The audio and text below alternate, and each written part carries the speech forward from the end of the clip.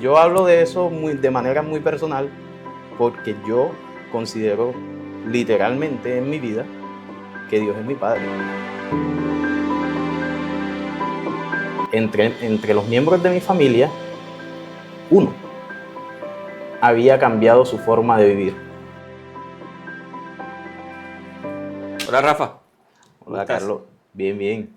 Bueno, había hace rato habíamos hablado de hacer este encuentro de conversar y creo que todavía hoy no te he dicho cómo se llama este espacio. Uh-huh. Te voy a decir antes por qué lo crees. Eh, una conversación con un amigo, dijimos, oye, nosotros los hombres tenemos cosas que decir, pero nunca las decimos porque pensamos que a la gente no le interesa. Entonces, para toda la gente y para ti esto se llama Nosotros los Hombres, ¿ya? Okay. Para que sepas. Y básicamente queremos que hablar sobre cómo nosotros afrontamos las cosas en la vida y lo que es importante para nosotros. Y por ahí empecemos, ¿no? Sí. ¿Qué es lo más importante para ti? Bueno, si hablamos de Mm, un todo en general, realmente lo más importante para mí es mi Señor Dios, ¿verdad? Y si hablamos secularmente, mm, ya dividiendo un poco o siendo más objetivo, en mi vida secular, mi familia, mi esposa y mis hijas, mi hogar, ¿verdad?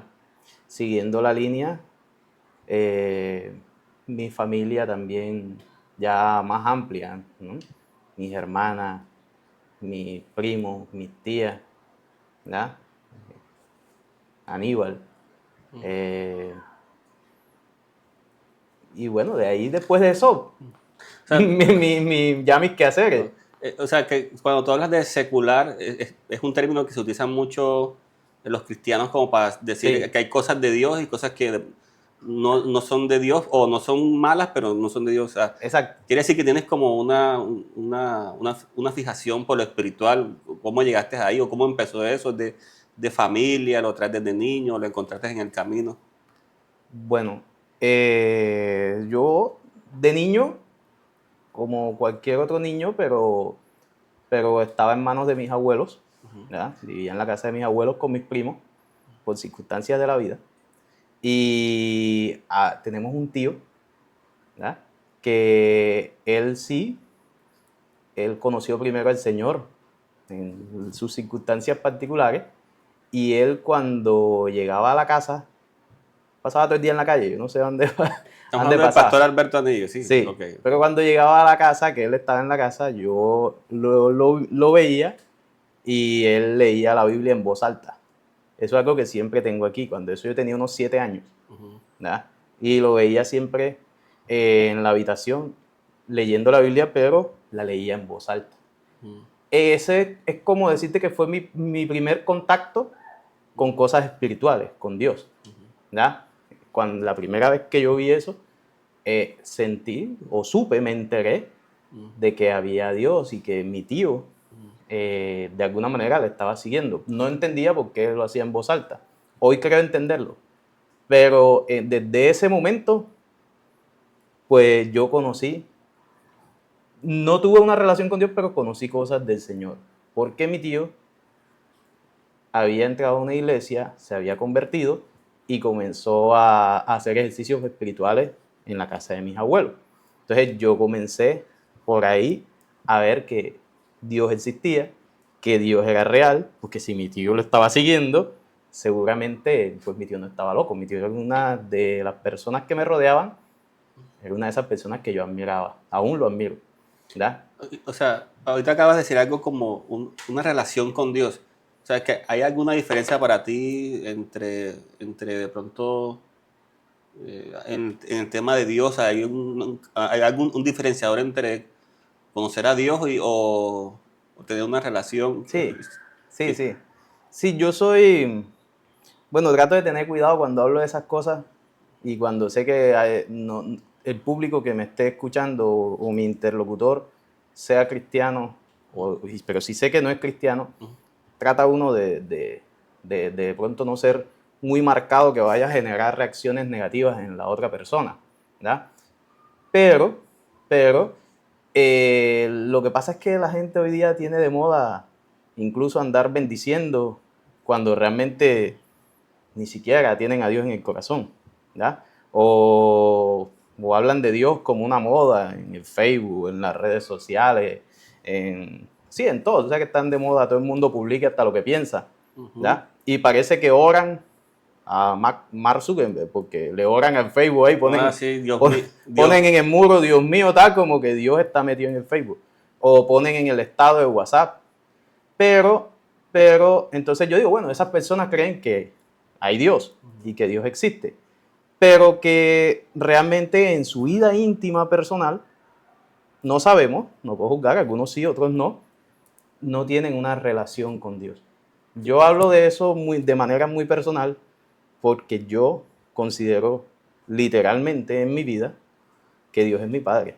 ¿Ya? Ok, y ahora yo quiero saber a dónde vas, pero entonces quiere decir que hay una circunstancia particular Sí, que te llevó a decir que conocías a Dios y que tenías una relación con Dios. sí, Y ahora acabas de decir que Dios es tu Padre. sí.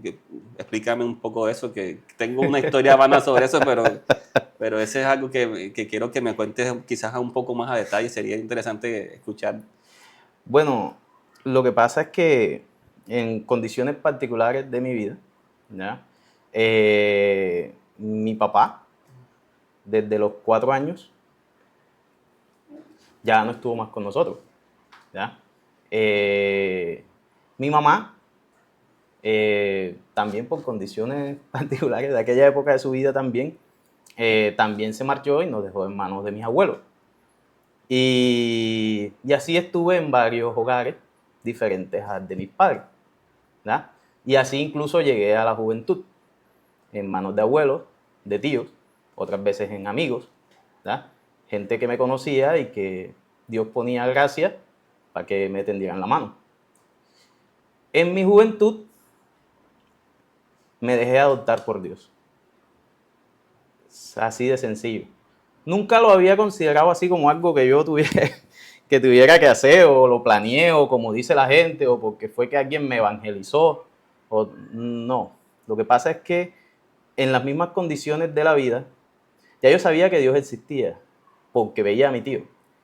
Y cuando tuve dificultades, yo por mi propia cuenta de niño y luego de adolescente buscaba y leía y aprendía y oraba a Dios. Más que todo en las dificultades, como lo hace todo el mundo. No porque quisiera en todo tiempo estar cerca de él o cosas así. Cuando llegó mi etapa de juventud, que se tornó un poco difícil por la parte económica y también un poco por la parte emocional, yo sí, a los 17 años, 16 iba a cumplir 17, sí tuve un poco una crisis más emocional de que todo eso que había vivido desde niño, que bueno, ahora no estoy entrando en detalle de eso, pero hasta la juventud ya como que me estaba pesando emocionalmente. Ya. Y un día mi hermana, que es un año mayor que yo, Juliet, yo estaba un poco cabizbajo. Deprimido no, porque yo la verdad que nunca he sabido qué es esa palabra así, que deprimí. Pero estaba un poco cabizbajo. Y ella, ahí donde estábamos en una habitación, solo los dos, se dio cuenta y me dijo, ay, ¿qué te pasa? Pues sí, también un poco, nosotros no somos así demasiado cariñosos. Pues se acercó a mí, ay, ¿a ti qué te pasa? Yo no, estoy como aburrido, que no le encuentro sabor a esto ni nada. ¿Para dónde vamos? Tanto esfuerzo, si todo es difícil. Y ella me dijo, bueno, tú no estabas aquí, yo vivía en otra ciudad, yo vivía en Montería. Cuando eso yo acababa de regresar, llevaba un año aquí en Cartagena, más o menos. Ya me dijo, pero yo en el tiempo que llevo aquí, que he ido a la iglesia más que tú, yo he aprendido una cosa. Mi hermana, pues, no era una señora sabia ni nada, ¿no? Otra niña, otro adolescente, otro joven. Tenía 17 años cuando eso también, Juliet, aproximadamente. Me dijo, yo he aprendido una cosa. Que la Biblia dice, porque yo sé lo que te preocupa, porque ella era mi hermana y también había vivido circunstancias similares a las mías. La Biblia dice que aunque tu padre y tu madre te dejaren, con todo Jehová te recogerá. Yo me lo creí. Ya. De verdad, en ese momento, cuando terminé de hablar con mi hermana, yo le creí. Primero porque era mi hermana mayor y siempre la he admirado en su forma de aconsejar, de salir adelante. Y segundo porque había visto durante toda mi vida que entre los miembros de mi familia, uno había cambiado su forma de vivir, mi tío. Y yo desde El que veías de sí, 7 años. sí, él de alguna manera, él había encontrado gozo en la vida, o sea, él llevaba una vida diferente a todas las que yo veía. Y cuando mi hermana me dijo eso, yo, bueno, dije dentro de mí, yo a ella no le dije nada, ni dije te lo acepto o lo que sea, yo le acepté así lo que me dijo y tal. Yo dije, bueno, de hoy en adelante, Dios va a ser mi padre, yo soy tu hijo. Ya. Y entonces, de ahí, comencé a conocer más a Dios y empecé a tener una relación con Él realmente. Empecé a buscar qué sentía Él, cómo era y a aprender. ¿Ya? A mí me gusta mucho aprender de muchas otras cosas seculares, Sí, que seguramente. de que Pero en hablaremos. ese momento, como el que caímos en este punto, realmente quise conocer a Dios. ¿Ya? Y hacer lo necesario para conocerle, porque estoy seguro que Él a mí me conoce completamente y también te conoce a ti. Pero yo quise conocerlo a Él. Y hoy, todavía a estas alturas, pues, somos padre e hijo. ¿Ya? Eh, ahorita estabas hablando algo sobre la fe. Sí. Que creíste que Dios, te creíste eso que Dios era tu padre. Ajá. Hay una cosa que a mí en particular me mueve mucho y es las personas que conocemos a Dios es la fe. Y a veces es tan difícil la fe, o sea, tener fe porque a veces el panorama no está tan claro. Pero cuando ponemos en práctica la fe, el creer cuando aún no vemos nada posible, es cuando yo creo que Dios se manifiesta en medio de nosotros. Sí. Creo que conocer nuestras circunstancias como familia, lo que hemos vivido, eh, y, y yo creo que todos los días es un acto de fe. Todos los días es un acto de fe y es ahí donde nosotros como hombres nos fortalecemos, que es el tema de aquí nosotros. Nosotros, creo que tú y yo de pronto tenemos en particular que nos movemos por la fe. Y hemos hecho cosas, aun cuando pensamos, o nadie daba un peso por nosotros, o nadie nos creía que eso iba a pasar. Pero nosotros sí sabíamos que iba a pasar. Y Así es. eso es lo que hace, como hombres, creo, diferentes a muchas otras personas, muchos hombres, la forma como asumimos nuestros retos. Sabemos qué va a pasar. De pronto no al momento que uno quiere, a la velocidad que uno quiere, pero sabemos qué va a pasar. Y en silencio uno como hombre, yo creo que te ha pasado que a veces uno está martillando, martillando, martillando hasta que llega el punto que rompió el punto. Hay un meme muy particular que yo valoro mucho y lo he compartido muchas veces, que es una persona que está como en una mina, ¿cierto? Y está uno arriba y otro abajo. El de arriba martilla hasta cierto punto y se devuelve porque ya ha atravesado mucho camino y queda un diamante ahí, le faltaban unos centímetros. Para llegar. Y el otro sí se decidió a martillar un poquito más, a excavar un poquito más y encontró su tesoro. Y yo pienso que todos los días los hombres hacemos eso. Seguimos martillando porque siempre que tenemos la convicción de que algo va a pasar. No sé Así si te es. pasa eso. Sí, sí, sí. Cuando, cuando yo terminé de estudiar en el bachillerato, yo me compré una agenda. Y sabes que las agendas antes, bueno, ya los pelados de hoy no saben qué es eso, ¿verdad? Pero Que venían marcadas con el año y el con año y los todo, meses y y con el ahí uno calendario. anotaba las actividades diarias, Ujú. ¿verdad? En esas agendas, que yo particularmente, en cada hoja venían frases como de gente Importante. reconocida, yo no sé, o no conocida, tal, pero eran como frases dicientes. Y había una que dice eso que tú me estás diciendo y que yo hasta hoy la conservo dentro de mí también. Y que decía que un esfuerzo más y lo que iba a ser un fracaso se convierte en un éxito.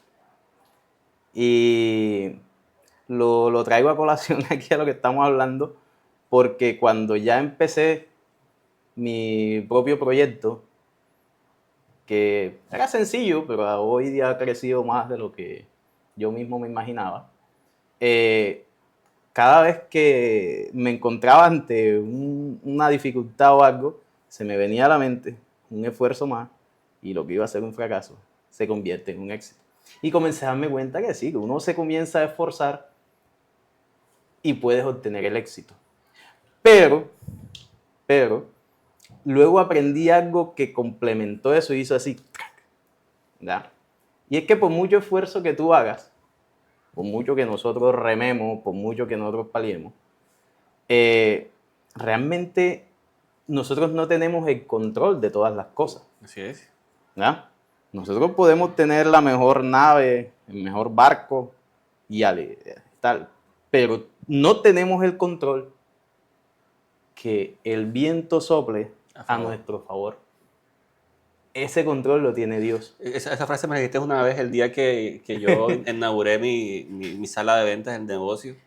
Y yo creo que esa frase todavía la llevo porque y en mis oraciones todos los días, que es mi ejercicio de todas las mañanas con mi pareja, hacemos la oración en la casa, pero hay una oración en particular que hacemos es, antes de salir a trabajar, y siempre le pedimos a Dios, permite que el día de hoy el viento sopla a nuestro favor.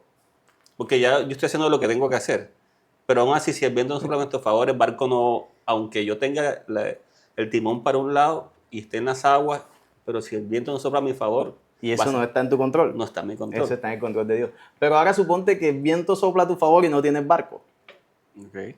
No va a pasar nada tampoco. No va a pasar nada. Entonces, a donde iba a llegar es que aprendí algo mucho más importante. Que aquello también, el esfuerzo hay que seguirlo haciendo. Pero entonces ya de tanto buscar, me quedé con algo también en la Biblia que encontré que decía que el caballo se alista para la batalla, más la victoria la da Dios. ¿Ya? Entonces, a partir de eso es que saco esa ilustración que te digo del barco.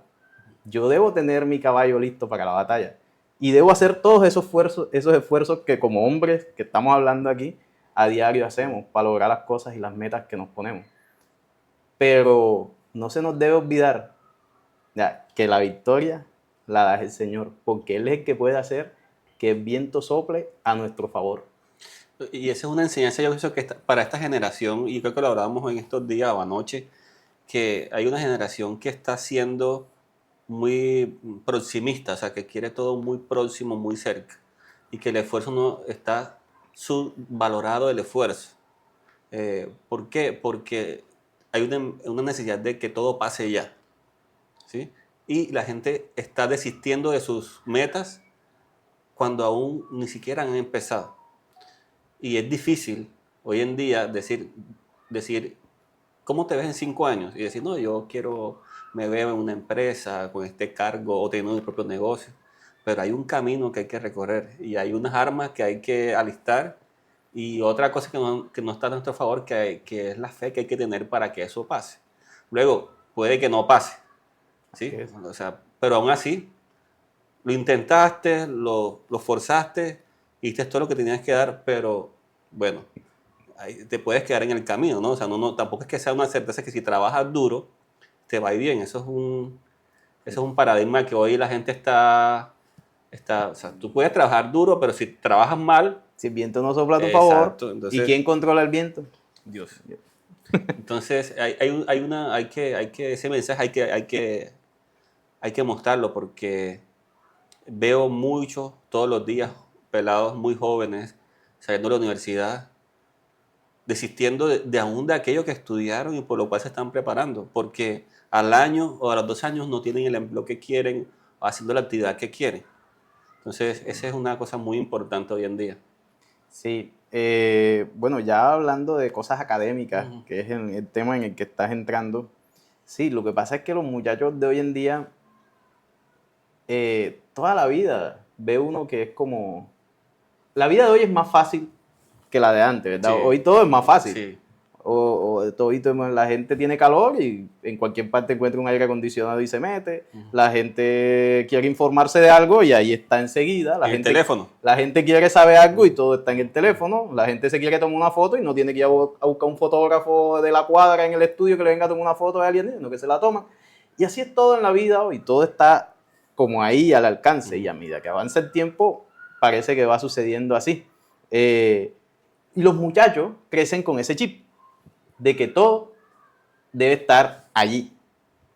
Pero resulta que en la vida real de las personas que no estamos hechos de tecnología y nuestra vida no la controla realmente la tecnología, sino que sigue siendo el que controla el viento, se nos olvida que no, las cosas no van a funcionar como funcionan con la tecnología.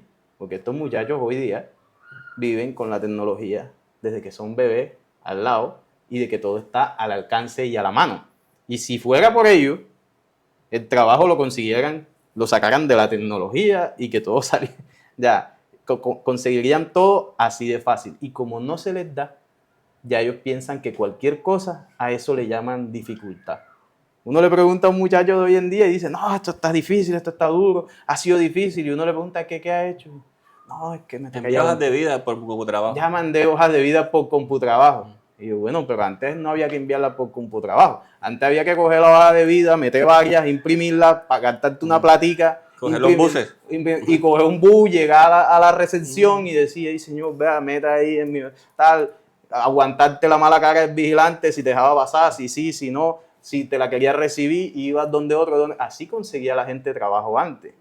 Y eran trabajos más laboriosos, más difíciles de hacer que lo que realmente hay para la generación de hoy en día. Pero la generación de hoy en día dice que todo es difícil, todo es duro. Sencillamente porque no lo logran como se hace algo en un teléfono fácil. Es que hoy está muy normalizado el tema de la depresión y la ansiedad, que yo considero que, y me va a perdonar la gente, pero siento que hay una sobreestimulación para que toda dificultad se vuelva una depresión o una ansiedad.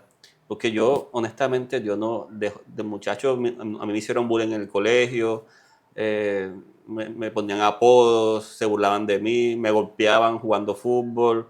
En la universidad, cuando yo llegué a la universidad aquí en Cartagena, yo era el del pueblo, ¿no? O sea, yo era el pueblerino, ¿sabes? Uno viene mal vestido, con la ropa corronchita, con alguna... Y a mí, todas esas circunstancias, lo único que me hacían era como darme un poco de fuerza. No sentía nunca que eso me limitaba o me hacía sentir menos o yo entré en una depresión. Al contrario, siempre eso me fue como un combustible. Te hacía más fuerte. Exacto, un combustible para yo salir. Yo, honestamente, yo siempre sacaba de mis cualidades.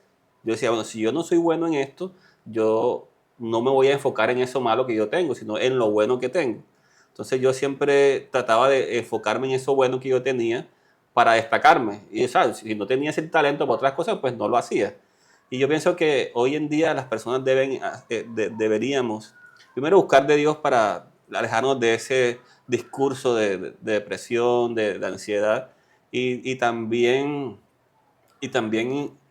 como hacer oídos sordos, ¿no? a esas cosas que a nuestro alrededor están, porque si estamos seguros de lo que nosotros como seres humanos somos, fortalecemos nuestra autoestima, que viene no solamente de lo que nuestro entorno nos da, sino nuestra fe, nuestra convicción como ser humano.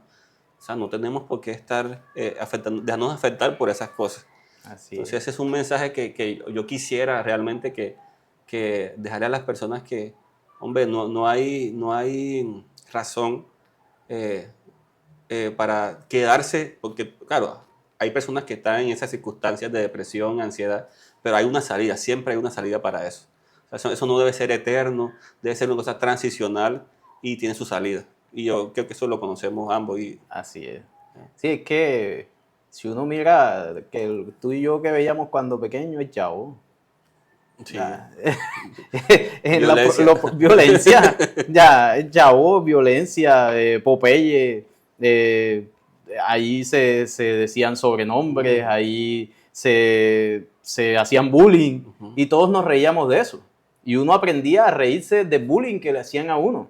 ¿Ya? Exacto. Es más, yo me encuentro con alguien de aquella generación y a veces trabajando le digo, ¿cómo es que es tu nombre para ahorita que te vaya a mandar el dato que me estás pidiendo?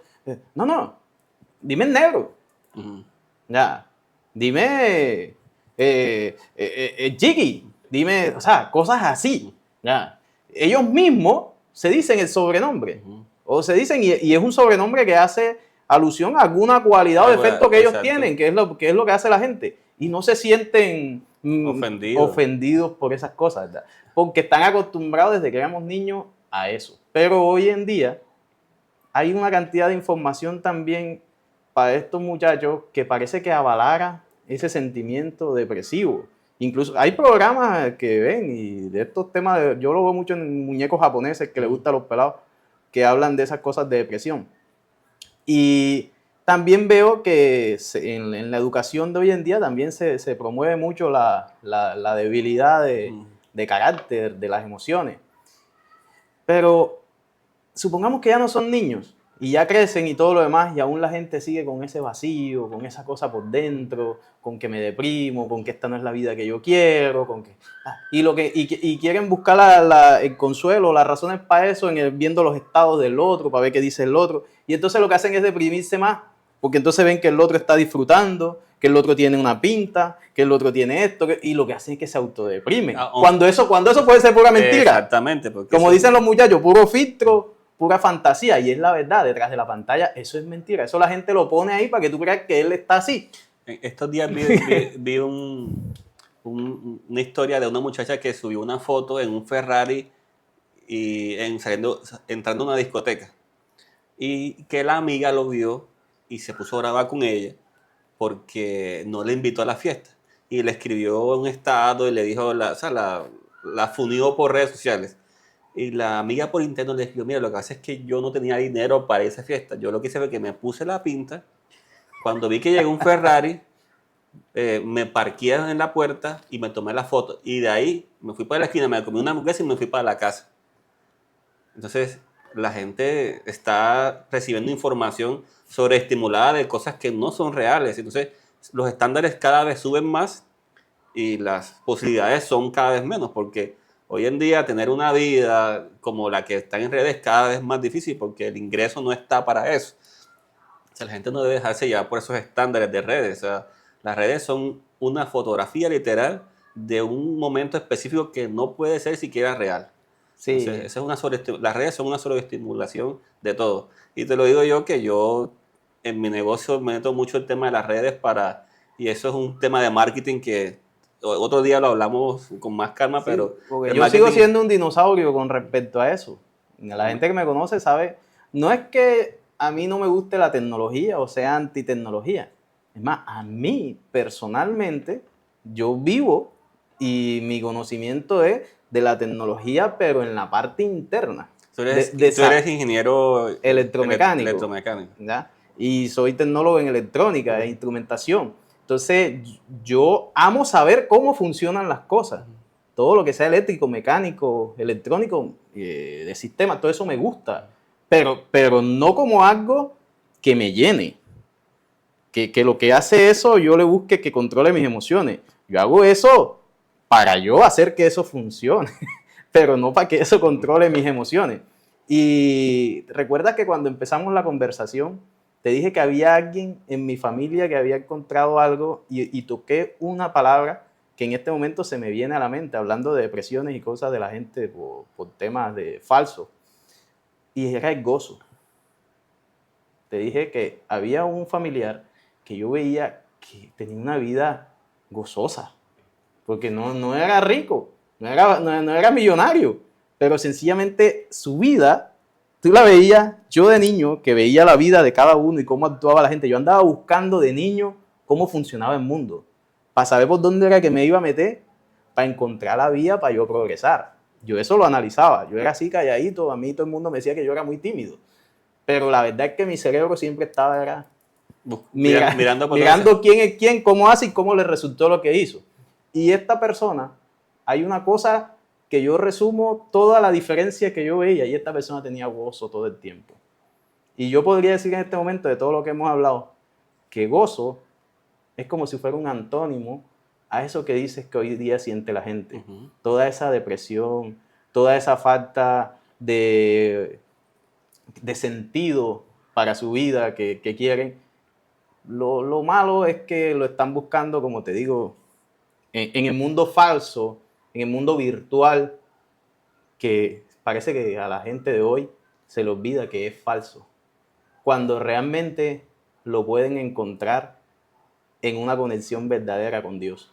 Y ahí sí encontrarían ese gozo que les hace falta, que no van a necesitar publicar nada para que les den 1000 likes o tal. Sí. La aceptación de nosotros debe venir del Señor. Ok. Y hay varias cosas que vamos a tomar más adelante en otro momento, otro espacio como este que creo que vamos a seguir tomando. Pero antes de cerrar ya este espacio, en el día de hoy quiero preguntarte, aparte de Dios, de la familia, ahora, ¿qué es lo que a ti te gusta hacer? O sea, si tú hicieras una actividad que te guste y que la hicieras así no te pagaran, ¿cuál sería? Así no me pagan. Así no te pagaran. Que la hicieras por hobby, o sea, porque te gusta, así no te pagaran. Carros, vehículos y tecnología. Pero no manipulada tecnología. No. Funcionamiento de tecnología, funcionamiento de vehículos. Me apasionan los motores. No como un corredor de la Fórmula 1, aunque me hubiera encantado. Pero me apasiona su funcionamiento, saber de eso. Dice mi mamá, y sí alcanzo a recordar, cuando yo tenía 4 o 5 años, yo veía pasar un carro y yo, mami, el carro. ¿Ya? Y sí, sin darme cuenta, desde que era niño hasta hoy, que estoy un poquito mayor, todavía no viejo, yo he tenido una pasión por los vehículos y no me he dado cuenta, sin proponérmelo, es solo me doy cuenta que lo llevo dentro porque yo veo cualquier vehículo, yo sé qué marca es, qué modelo es, qué motor tiene, qué cilindraje es, sin que nadie me lo haya preguntado ni que me haya puesto a aprenderme. O sea, es por eso que a ti te buscan para cuando la gente va a comprar un vehículo como testeador de carros, o sea, ¿sí? Sí, me apasiona mucho, me apasiona mucho. Creo que es un buen tema para hablar en la próxima, bastante de eso sí.